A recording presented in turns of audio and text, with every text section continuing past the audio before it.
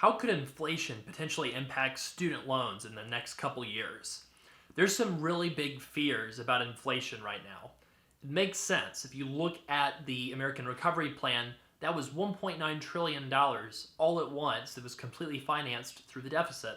And, people have some legitimate concerns about could this potentially cause inflation, and if so, what will the impact be on my finances? It's obviously not just one bill, though. The government collectively has spent trillions of dollars combating the emergency of the pandemic.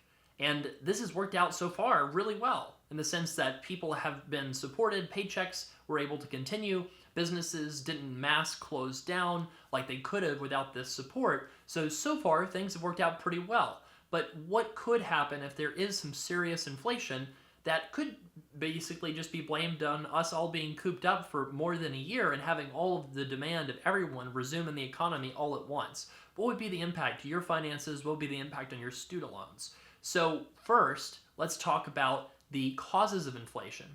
So inflation happens when you have too much money chasing not enough goods supplied. So in other words, when demand is significantly above supply, then you will have suppliers have to raise their prices. Otherwise, they would think about like running out of goods or services provided if they don't raise prices. So how could something like this happen? Well, consider that a lot of the money that has been provided to families has ended up in savings accounts. That's wonderful, right? That's really, really good, except that we've had nowhere to spend the money for over a year during the pandemic. And so say all of this demand rushes back into the economy all at once. Will the economy be able to meet the demand with significant supply? There's a lot of arguments for and against this. It's hard to say. We've already seen certain parts of the economy that haven't been able to meet the demand with the supply, and we've seen prices soar. So for example, housing, double-digit price increases in a lot of housing markets across the country. That's really specifically because the supply of houses wasn't adequate to meet the demand that existed, and so prices soared. Now, for whatever reason, that hasn't shown up in interest rates yet, and so we haven't seen that impact happen on things like wages. We haven't seen that happen in a lot of other non-specific kind of parts of the economy, like, we've seen it with used cars and with housing, but we maybe necessarily haven't seen it at the grocery store and, phones, technology, things like that.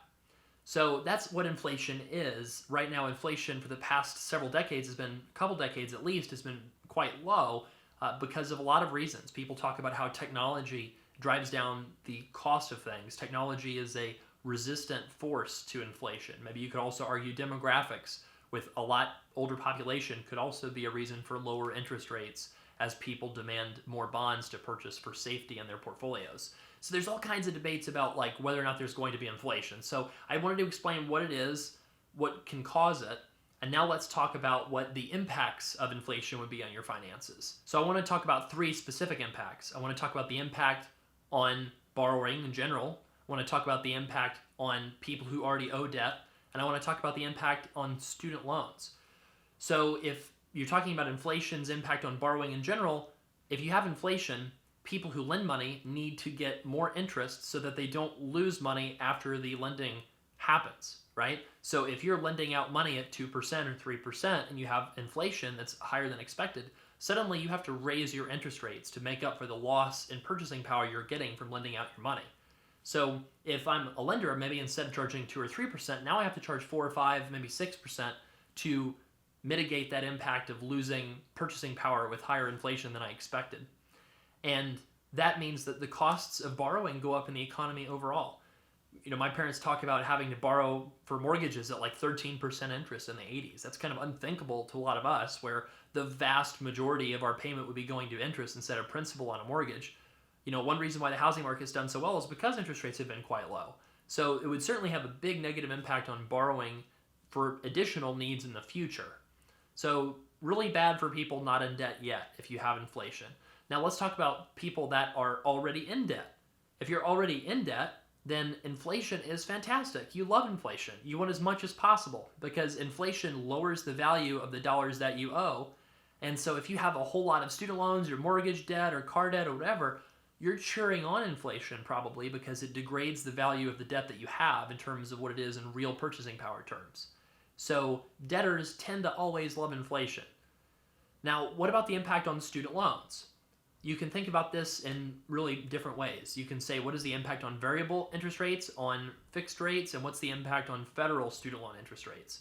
So for variable rates, these are all based off of short-term interest rates in the economy, which the Federal Reserve has the biggest influence over. So presumably, if you had inflation, the longer-term loans would probably be a lot more expensive, but the shorter-term loans might not necessarily be quite as bad. It's really kind of hard to say. But the variable interest rate loans, they might spike up in cost, but it probably wouldn't be quite as noticeable. It probably wouldn't be quite as big of a story as if we had, interest rates go up for long-term debt. So in terms of the impact on fixed interest rates, this is the impact that most people would notice. The impact on fixed interest rates is that they would go up. So if you were trying to pay off your loans, you right now can get very attractive interest rates by refinancing. If you have inflation, you will no longer be able to get nearly as good deals when you're trying to cut the interest rate on your student loans, because maybe in a world with inflation, a 6% interest rate is considered a very low interest rate, whereas right now that would be laughably expensive. So it would have a negative impact on variable rates, on fixed rates, and the private refinancing market. For federal student loans, the federal government sets a formula for calculating what the interest rates will be on Stafford loans and Grad Plus and Parent Plus loans. They set a margin above whatever the government has to borrow at that is used to calculate what you have to borrow at the rate for your student loans.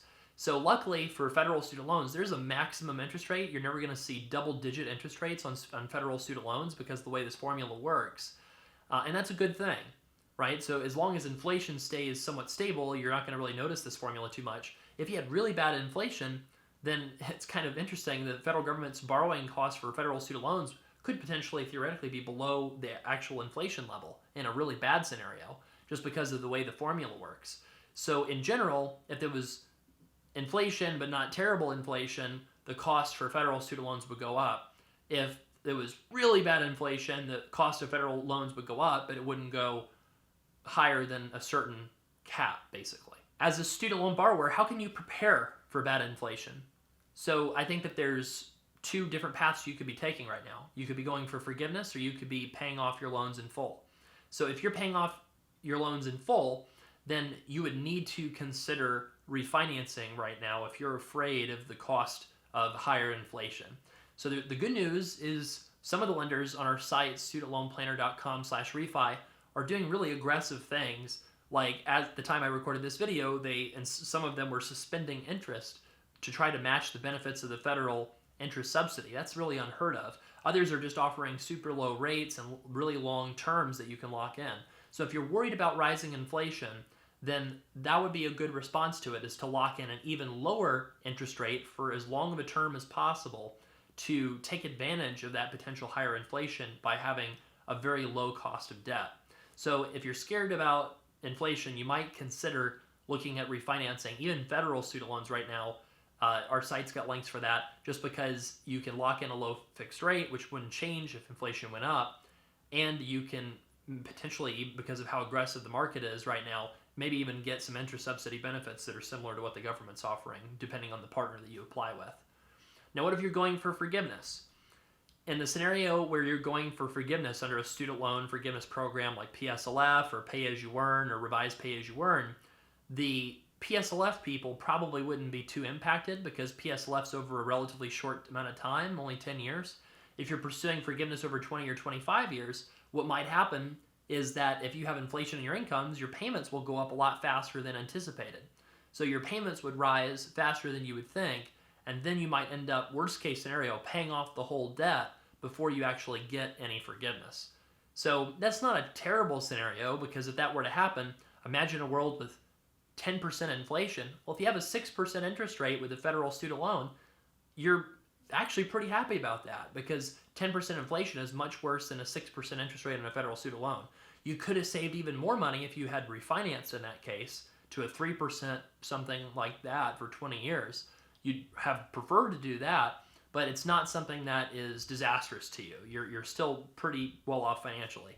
We would be very surprised if somebody that's pursuing forgiveness would suddenly become a better candidate for paying it off instead just because of inflation. We're not really anticipating that, but I thought I would let you know that it could happen, just so that if you are one of these people thinks there's going to be horrific inflation, it would maybe make sense to lock in a longer term rate and try to maybe consider paying it off instead. A couple other things to consider about inflation in terms of how it'll impact your finances.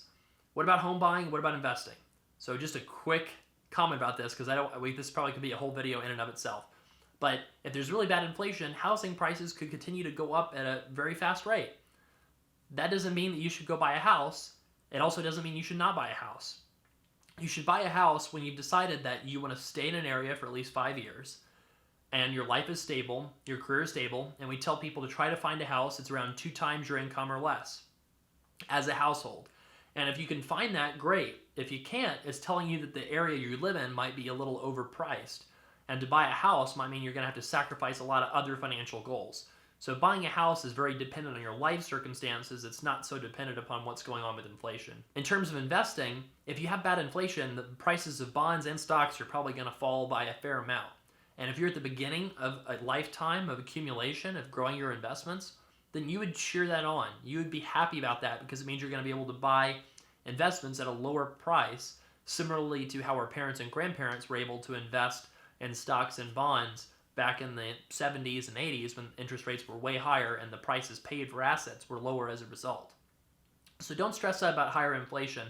If you're a student loan borrower, yes, it has impacts on your situation, but you can manage those. You can manage those by just simply having a good plan and by deciding if you're paying it off or going for forgiveness. And the good news is the interest rates, at least as I recorded this, are super low. So if you do need to refinance to avoid the fear of rising inflation, you have that option. And options are always good things to have. In our next video, now that you know about how student loans can be impacted by inflation, learn more about how student loan interest works.